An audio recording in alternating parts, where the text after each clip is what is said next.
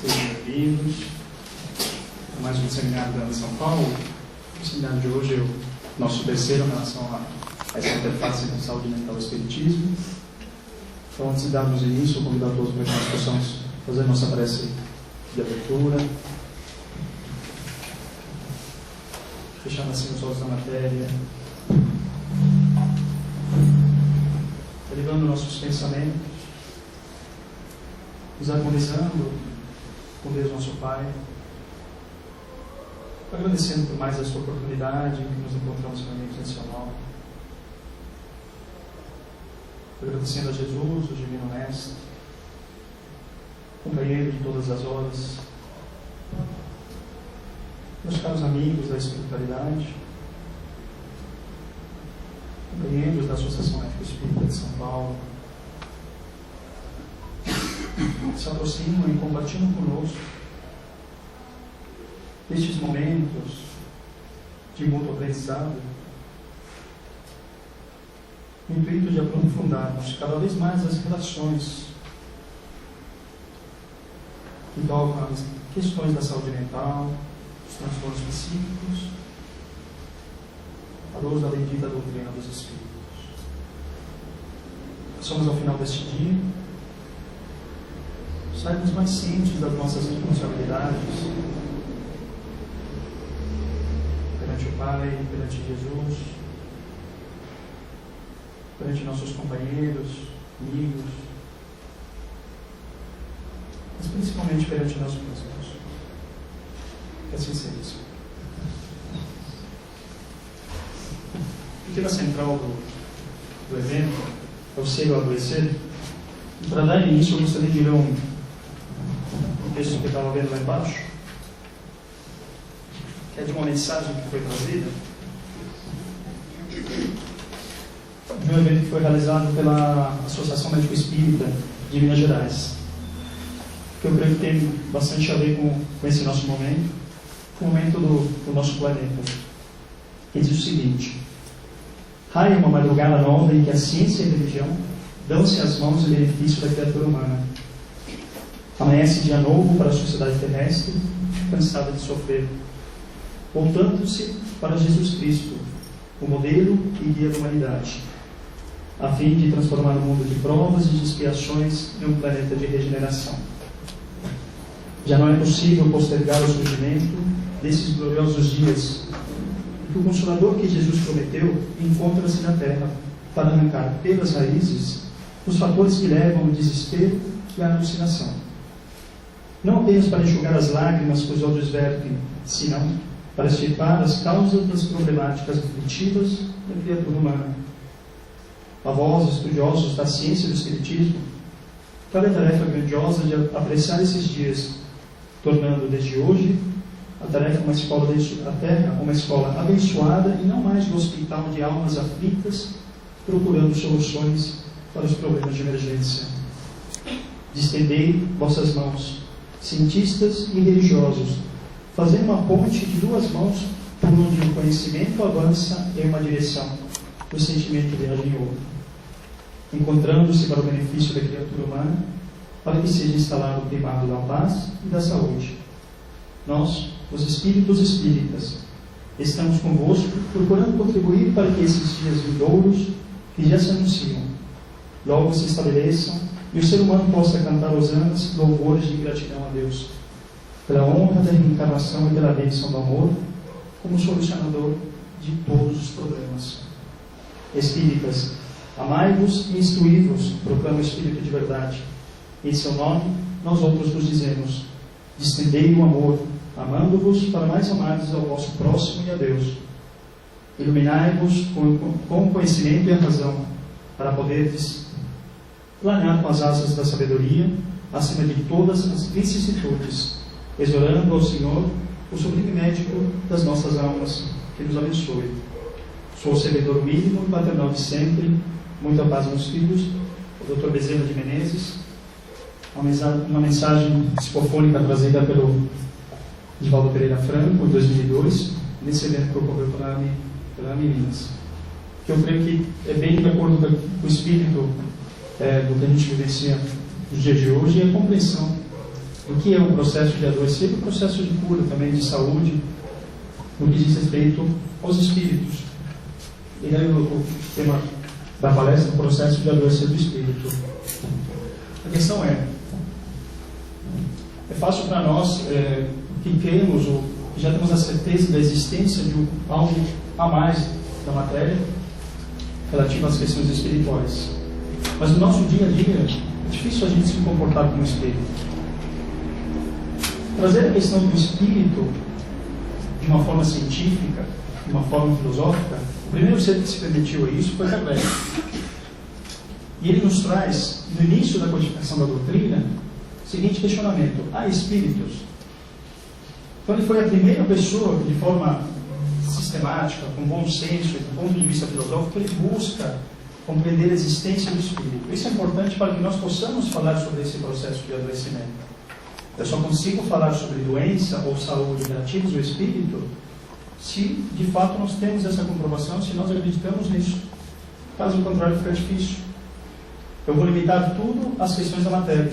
Vou limitar tudo no que diz respeito aos transtornos mentais, ao cérebro, e nas mais outras diversas doenças, ao restante do corpo físico, sem me preocupar com a gênese em si dessas mais diversas doenças. Como diz um dos instrutores espirituais, André Luiz, no livro dos Domínios da Mediunidade, toda doença é doença da alma a se retratar no corpo físico. E a ciência, ou de forma mais específica, todos aqueles que ligam com a saúde, e mais diretamente a medicina, esbarram nas questões materiais. Nós chegamos em um ponto e nos limitamos a isso. Não conseguimos ir além. O além hoje da medicina são as questões genéticas. A gente vai estar abordando isso. Me limito às questões genéticas e reduzo tudo ao gene e nasce a partir daí o determinismo genético. E não consigo ir além disso. O além disso é o espírito. E Kardec se permite a questionar: há espíritos? Então ele nos traz o que diz respeito à dúvida de existir ou não, considera a existência dos espíritos tem como causa primária a ignorância acerca da sua verdadeira natureza. A partir do momento que eu duvido, é por ignorar a existência e a natureza dos próprios espíritos. E nos traz ainda, no livro dos Médiuns, seja qual for a ideia de que os espíritos se façam, a crença neles necessariamente se funda na existência de um princípio inteligente fora da matéria. Ou seja, não é a matéria que traz esse princípio inteligente, e tem esse princípio inteligente, mas esse princípio ele reside fora da matéria. Tomamos conseguintemente por ponto de partida a existência, a sobrevivência e a individualidade da alma. Existência, sobrevivência e individualidade que tem no espiritualismo a sua demonstração teórica e dogmática. No espiritismo uma demonstração positiva. A questão da existência, da sobrevivência e individualidade, nós considerarmos esses três pontos são fundamentais. Primeiro, eu tenho que admitir a existência do ser espiritual, desse princípio inteligente. Depois, eu tenho que admitir que esse princípio ele vai sobreviver à morte do corpo físico. E sobrevivendo, que ele mantém a sua individualidade. E a partir daí, nós vamos abordar outras questões teóricas e práticas que envolvem, por exemplo, a questão da reencarnação. Que o indivíduo ele pode, vida após vida, existência após existência, levar tudo aquilo que ele herda como bom ou mal, como nos traz no bem. Dentro do espiritualismo de uma forma geral, que aborda todas as questões religiosas ou outras doutrinas filosóficas, do ponto de vista teórico, ótimo. Isso é demonstrado, pelo menos teoricamente e dogmaticamente. Eu não posso questionar se há ou não espírito. Existe, ponto final. Mas Kardec se permite, através do seu método, questionar a existência dos espíritos. Isso que ele traz como demonstração positiva, e é isso que traz o diferencial em relação à doutrina dos espíritos, para que nós possamos compreender de uma forma mais exata. Kardec continua: desde que se admite a existência da alma e a sua individualidade após a morte, forçoso é também se admitir, primeiro, que a sua natureza difere do corpo, visto que, separada deste, deixa de ter as propriedades peculiares ao corpo. Segundo, e goza da consciência de si mesma, pois que é passiva de alegria ou de sofrimento, sem o que seria um ser inerte, caso em que possuída de nada nos valeria. Admitido isso, tem-se que admitir que essa alma vai para alguma parte. que vem a ser feito dela e para onde se vai. Portanto, retomando um pouco daquelas duas questões, nesse segundo ponto, por exemplo, tem que ele mantenha a consciência de si mesmo. Existe, sobrevive à morte do corpo físico, mantenha a sua individualidade, e mantendo a sua individualidade no mundo espiritual, ou na erraticidade, ele mantém a consciência da sua própria existência. E a questão fundamental para que nós possamos compreender as doenças que manifestam no mundo material é que sua natureza vai diferir do corpo físico. E de que forma que essa doença ou esse transtorno vai se manifestar? Aí nós sabemos que existe o perispírito, o corpo perispiritual, o corpo mental, que vai ser abordado durante o dia, como veículo de manifestação do espírito, e que carrega consigo as mais diversas heranças a se manifestarem de uma forma saudável ou não. E eu trago aqui um pouco da questão histórica, daquilo que Kardec ele busca através das suas pesquisas, através das suas teorias, como surge toda essa questão de perceber a existência dos espíritos. Então nós temos em 1848 os primeiros fenômenos ditos espíritos em Harrisville, nos Estados Unidos, que foram chamadas Irmãs Fox. Em 1854 ele vai se encontrar com o Sr. Fourier, que ele fala das danças das mesas inteligentes. Só que ele não aceita no primeiro momento. O que nós temos naquele período é a questão do magnetismo muito forte. Portanto, pelo menos se admitiria que naquele instante a questão das mesas girantes, mesas inteligentes, nada mais eram do que fenômenos magnéticos. Mas Kardec ele se permite a estar o quê? Compreendendo essa questão dos espíritos um ano após, ou seja, em 1855, em que ele participa na residência da senhora René Maison das primeiras experiências com essas mesas e recebe de um grupo de pesquisadores 50 cadernos que contém uma série de comunicações mediúnicas. E nesse mesmo ano ele vai entrar em contato com o seu espírito protetor, que vai lhe revelar a sua missão e uma das suas existências como druida, no qual se chamava Allan Kardec. Em 1856, na residência do Sr. Baudin, ele vai entrar em contato com o Espírito da Verdade, o adverte naquele momento sobre um erro nos seus escritos, quando ele começa a transcrever o livro dos Espíritos. E na residência do Sr. Bustan, através da médium Jafé, recebe também a revelação da sua missão, a importância de todo o trabalho que seria realizado naquele período em relação ao doutrina dos Espíritos, mostrando a consistência do trabalho de Kardec e tudo aquilo que ele buscou, através dos fenômenos que ele pesquisou, revelar além do fenômeno, porque o fenômeno significa realidade aparente. E Kardec ele vai além disso. Ele não se retém na realidade aparente. Ele procura aprofundar a questão do fenômeno. E aprofundando a questão do fenômeno, ele percebe que existe uma inteligência atrás disso, que existe um ser que mantém a sua consciência, que mantém a sua individualidade, que mantém a sua vontade, o seu querer, e que consegue se manifestar, seja através de fenômenos físicos ou fenômenos ditos inteligentes, através dos médiuns. Partindo desse ponto em que a existência dos espíritos é uma realidade, a gente consegue aprofundar as questões do processo de adoecer do espírito. E Kardec ele vai além em relação à questão da existência dos espíritos, nos colocando que a existência da alma e de Deus, seja uma consequência da outra, constitui a base de todo esse edifício. E antes de se trabalhar qualquer tipo de discussão espírita, se faz necessário indagar ao interlocutor ou a nós mesmos em relação a esses três pontos. Primeiro, se cremos em Deus. Segundo, se cremos que temos uma alma, ou melhor, que somos espíritos, que isso é fundamental, se perceber como espírito. E se cremos na sobrevivência da alma após a morte. São três questões fundamentais que temos que nos questionar, ou questionar o nosso próximo, quem lida com a questão da saúde mental, quem é profissional de saúde, no momento em que buscamos abordar esse assunto com o nosso paciente. Porque senão vou esbarrar numa questão que, se ele não crê em Deus, se ele não acredita que tem uma alma, ou que é um espírito que pode estar mantendo a sua inteligência, mantendo a sua vontade, o seu querer, que não está limitado às questões cerebrais, à questão do corpo físico, E a questão da sobrevivência da alma após a morte do corpo físico. São questões fundamentais que nós temos que internalizar e que podemos, de uma ou de outra forma, estar abordando com o nosso paciente, para que nós possamos atingir o quê? O ser espiritual. Isso é de fundamental importância, porque quantas vezes nós não ouvimos no nosso dia a dia as pessoas comentando, ou nós mesmos às vezes nos pegamos dizendo, eu tenho espírito, eu tenho... Na verdade, nós não temos espíritos, nós somos espíritos. E essa visão, essa questão de nós nos comportarmos como tal é fundamental, seja para um processo de saúde, seja para um processo de doença, porque nós começamos a valorizar outras coisas, nós começamos a comportar de uma forma diferente, começamos a compreender como que tudo isso se dá.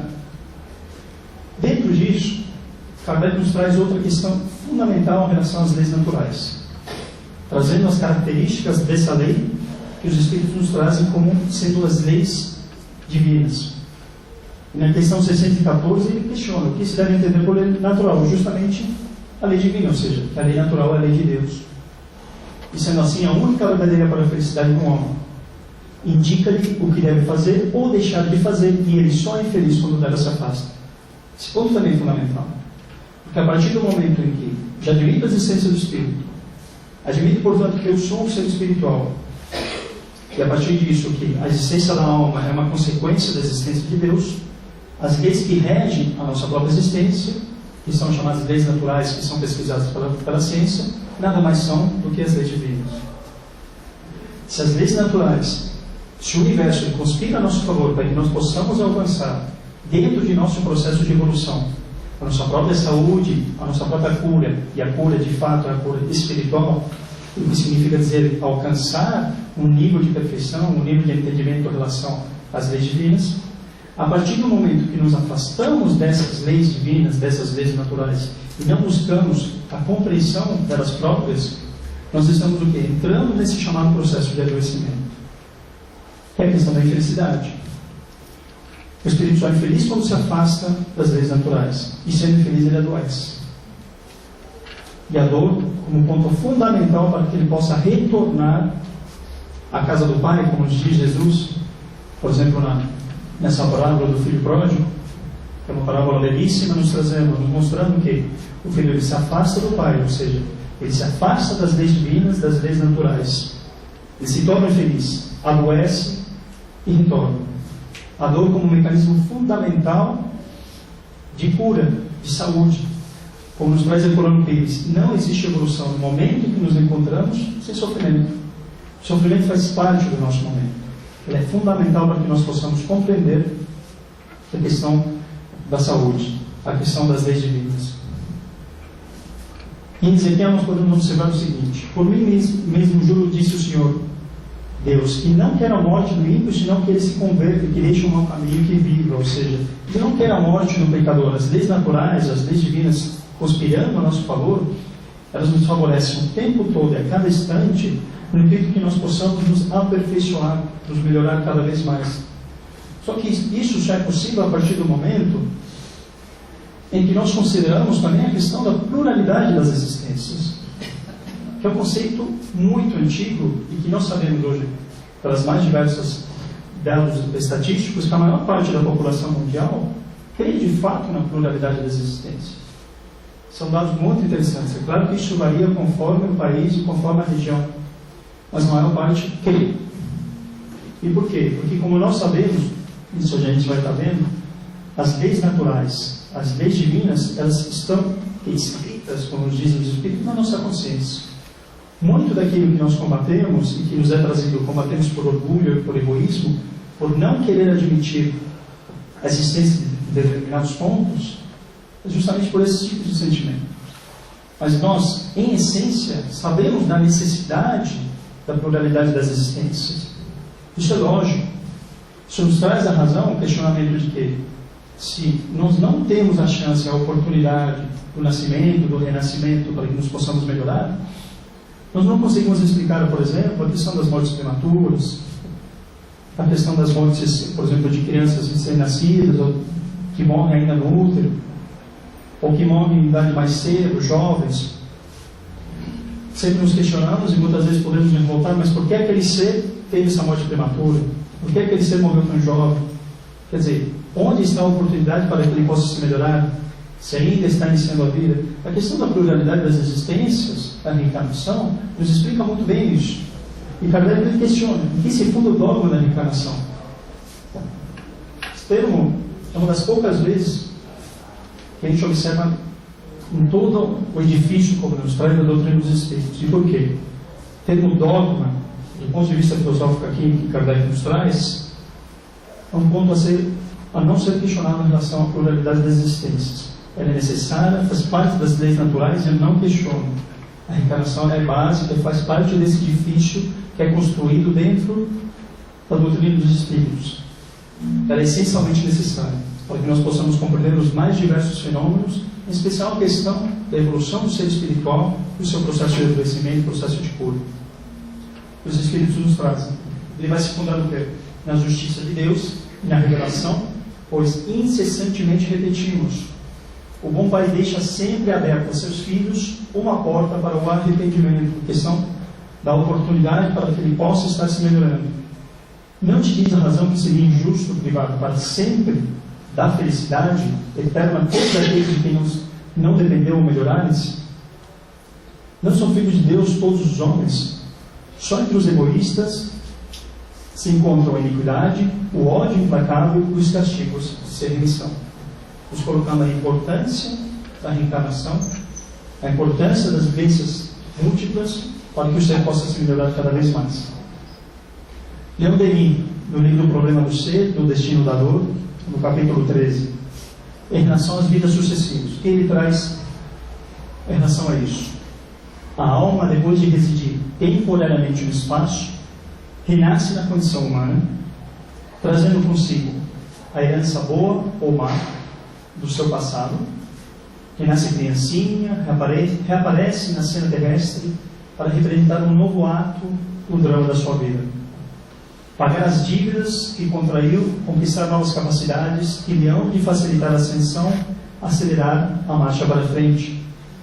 Leon Denis ele traz uma questão fundamental e que nos serve de compreensão para os dias de hoje, em relação à chamada herança boa. Quando a gente fala nas questões genéticas, por exemplo, em que se fala tanto de heranças, que heranças são essas? São heranças que se restringem àquilo que eu herdo dos meus pais, ou são heranças que vão além disso? E quando o Leon Denis nos fala sobre a chamada herança boa ou má, nos traz que nós somos herdeiros de nós mesmos, dentro dessas mais diversas vidas que nós temos ao longo da nossa jornada evolutiva, e sendo herdeiros de nós mesmos, trazemos conosco essas heranças boas ou más, que são consequência a práticas, a atos, a pensamentos, a comportamentos, a tudo aquilo que nós vivenciamos nas mais diversas existências e que nós trazemos conosco até o momento presente. Essa seria a nossa herança boa ou má, que sem dúvida se manifesta através dos aspectos genéticos, e esses são importantíssimos para a compreensão de uma série de fenômenos, mas que encontra a sua gênese, que encontra a sua raiz na questão espiritual. E dentro disso, ou seja, se faz necessário reencarnar com o intuito de, Leon Denis fala sobre pagar as dívidas que contraiu, ou seja, sobre aquilo que de uma ou de outra forma acabou se afastando das chamadas leis naturais ou das leis divinas, e conquistar novas capacidades. Nesse livro ainda, Leon Denis nos fala sobre as chamadas potências da alma, sobre a questão do amor, sobre a questão da vontade, do pensamento, e a questão da dor como ponto fundamental. A dor que acaba se manifestando muitas vezes como um fator de desequilíbrio. E quais são esses fatores? Esses fatores que se revelam através dos mais diversos transtornos, através das mais diversas doenças, nada mais são do que a questão da rebeldia, a questão da insensatez, a desalinha dos sentimentos, o egoísmo e o orgulho, que é a base de tudo aquilo que nós trazemos conosco a partir do momento que nós afastamos das leis naturais, leis divinas, e que são fruto, ou que são base das chamadas heranças boas ou más. Aqui eu trago essa figura, trazendo a questão genética. A questão genética é importantíssima para a compreensão dessas doenças do corpo físico, em que o ser, ele se encontra assim, sobre a necessidade de toda a questão genética, mas, avaliando a questão genética, nós temos o corpo espiritual, o perispírito, com seus mais diversos centros de força e de energia, e que tudo isso tem uma relação intrínseca quando ele fala em espírito e corpo físico, e que se manifesta através de transtornos mentais e doenças do corpo físico. Se faz necessário o perispírito, que vai ser melhor abordado depois, mais adiante, mas como esse laço semimaterial que Kardec nos traz, que os espíritos nos trazem, para que o espírito possa se manifestar no chamado mundo de relações, no mundo material. E manifesta através disso as suas mais diversas conquistas, sejam elas as heranças boas ou as suas dificuldades que são reveladas através da doença do corpo físico e através dos transtornos mentais. Dentro disso, na questão da reencarnação, quais são as mais diversas influências que nós temos no nosso momento, nesse processo reencarnatório? Vamos levar em consideração a questão do espírito reencarnante, as impressões multimilionárias nesse chamado corpo sutil, que serve de intermediário entre o espírito e o corpo físico, ou seja, as mais diversas heranças, a se refletir no renascimento em um novo corpo físico. A questão da mãe, a questão do pai, as relações psicoafetivas e biológicas. Quando falamos em questão, naquilo que envolve as questões genéticas, sem dúvida, existem as questões biológicas, em que nós herdamos dos nossos pais, existem as questões psíquicas e as questões afetivas. O que nos une nesse momento de processo reencarnatório? O que une o ser espiritual no seu momento de renascimento no novo corpo físico, aqueles seres que vão, no caso, dentro de um compromisso maior, estar na figura de um pai, na figura de uma mãe. Envolve questões afetivas, envolve questões psíquicas e envolve questões biológicas, em que o ser vai se fazer necessário, dentro desse processo reencarnatório, estar unido a essas pessoas, assim como nós também temos a questão dos espíritos perturbadores, que são nossos desafetos, aqueles que muitas vezes nós chamamos de inimigos espirituais, seja do reencarnante, seja do próprio espírito reencarnante ou dos pais, assim como também dentro dessa influência do processo reencarnatório, nós temos quem? Chamados espíritos geneticistas, que nós sabemos através da vasta obra de André Luiz, porque tudo isso é muito bem organizado e realizado, planejado, com o intuito de que o ser ele possa ter um corpo que ele seja necessário para aquele momento, que ele seja útil, da forma como ele vem, com o intuito de que ele possa alcançar a sua melhoria, que ele possa ampliar a sua compreensão das leis divinas, através do auxílio no desenvolvimento desse corpo físico, envolvendo os aspectos genéticos, psíquicos, afetivos, trazendo consigo essas heranças, sejam boas ou sejam más, e que são necessárias para aquele instante, para aquele momento. Nós sabemos que não trazemos tudo aquilo. Quando nós falamos de impressões multimilenares, de fato são impressões multimilenares, mas nem tudo aquilo que nós conquistamos, ou nem tudo aquilo que nós devemos melhorar, naquele instante, naquele momento, é refletido no nosso corpo físico, é refletido através da nossa consciência, através da nossa mente. E por quê? Porque nem sempre estamos preparados para tudo isso. Quando Jesus nos fala, por exemplo, a questão da candeia do queime, se faz necessário nós o quê? Fazemos brilhar a nossa luz, levantar a candeia, não escondê-la. O Dr. Sérgio Felipe ele tem uma visão muito bonita em relação a isso. Ele nos traz o seguinte: quando eu ergo cada vez mais a questão da candeia, eu ilumino para frente e para trás. Mas erguê-la cada vez mais significa que nós estamos conquistando, nós estamos tendo novas conquistas, uma nova compreensão em relação às leis divinas. Quando eu ilumino para frente, eu tenho uma visão melhor em relação ao nosso futuro. Ou seja, vou ampliando a minha consciência em relação às leis naturais, vou o quê? Me harmonizando cada vez mais com o pensamento divino, com aquilo que nos é revelado, com aquilo que eu trago comigo em essência, com aquilo que eu devo desenvolver, que são as potências da alma, que são nossos talentos, como nos traz Jesus. E iluminando à frente, eu vislumbro melhor o que nos espera em termos de evolução espiritual. Toda a questão da felicidade, do reino de Deus, como nos diz Jesus, de forma metafórica, mas ao mesmo tempo que eu ilumino para frente, eu também ilumino para trás. E quando eu ilumino para trás, percebo ainda essas impressões multimilenares, percebo as minhas limitações com uma visão muito mais clara. Por isso, muitas vezes a gente ouve falar o seguinte: lá dentro de uma casa espírita, ou vou para um templo religioso, tento me aproximar cada vez mais de Deus, mas parece que minha vida piora. Não se trata que a vida piora. A partir do momento em que eu me permito a estar me ligando às questões divinas, a partir do momento que eu vou de encontro com a minha própria natureza, que é a natureza espiritual, vou ampliando o meu conhecimento, ampliando a minha consciência em relação a essas leis. E ampliando a minha consciência em relação a essas leis, muitas vezes se torna mais claro, eu vou transformando, eu vou adquirindo novas ferramentas para que eu possa me melhorar. Mas para que eu possa me melhorar, eu tenho que ter consciência dos meus atos, das minhas dificuldades. E tendo consciência dos meus atos, é que eu vou conseguir o quê? Combatê-los. Eu vou conseguir buscar a minha melhora íntima, buscar dentro desse meu processo de cura. Por isso que, quando cada vez mais adquirimos conhecimentos, seja no campo intelectual, quando cada vez mais conseguimos ampliar o quê? O nosso universo de sentimentos, buscando sempre a questão do amor, como Jesus nos coloca, a questão da caridade, a questão do perdão, se torna mais claro as dificuldades que eu tenho. E esse ponto é fundamental. Perceber essas dificuldades para que eu possa o quê? Melhorar é extremamente necessário.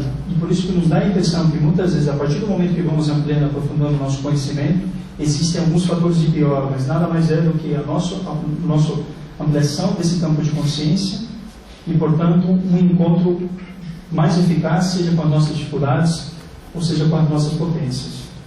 André Luiz nos traz a Evolução em 2000, no capítulo 7, que são muito interessantes em relação à evolução e hereditariedade. E fecha bem aquilo que Leon Denis traz, aquilo que Kardec nos traz, dentro desse processo de saúde e doença, nos dizendo que o corpo herda naturalmente do corpo, ou seja, existe a herança biológica relacionada aos pais, por exemplo, mas que se diz relativas a quê? As disposições da mente que se ajustam a outras mentes. Eu herdo dos meus pais caracteres biológicos, a questão das heranças, mas que estão relacionadas às disposições da nossa mente que se afinam a outra mente, ou seja, as questões psíquicas e também as questões afetivas em relação àqueles seres. No circuito de afinidade, cabendo, pois, ao homem responsável reconhecer que a hereditariedade relativa, mas compulsória, detalhará o corpo físico de que necessita em determinada encarnação. Compulsória pela necessidade que eu tenho, muitas vezes, dentro de um planejamento maior, de provas e expiações, de herdar tudo aquilo que eu necessito na presente existência para a minha melhoria. Não lhe sendo possível alterar o plano de serviço que mereceu ou que foi incumbido. Existem questões que de fato são compulsórias, são altamente necessárias para aquele instante, e disso nós não temos muito como fugir. Isso segundo as suas aquisições e necessidades, mas pode, pela própria conduta feliz ou infeliz, acentuar ou esbater a coloração dos programas que lhe indicam a rota. Através dos bióforos ou unidades de força psicossomática que atuam no citoplasma, projetando sobre as células e, consequentemente, sobre o corpo, os estados da mente, que estará enobrecendo ou agravando a própria situação de acordo com sua escolha do bem ou do mal. Extremamente interessante quando o André Luiz nos traz a questão da herança biológica, a questão da afinidade psíquica e afetiva com nossos pais, a questão do homem responsável, que reconhece a necessidade do momento que ele vive, que muitas vezes nós não conseguimos em determinados pontos que nos servem como provas ou expiações na determinada existência. Não é possível alterar esse caminho, esse trajeto, mas podemos atenuar ou muitas vezes piorar conforme a nossa conduta, seja ela feliz ou infeliz. Acentuar uma dificuldade ou esbater uma dificuldade. A dificuldade naquele momento, a dor naquele instante, seja ela através de uma doença física ou de um transtorno mental, ela é fundamental. Para quê? Para a cura do ser, para a cura do ser espiritual. Cura em si do corpo físico não temos como falar, mas cura em si, como ser espiritual, sim. Que muitas vezes não vai se dar naquele momento, em um único momento reencarnatório. Por isso se faz necessitar das mais diversas vivências.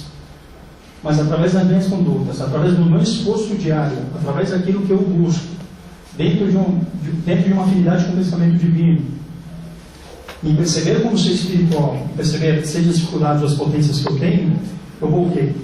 Vou acentuar ou esbater toda essa questão que eu trago comigo.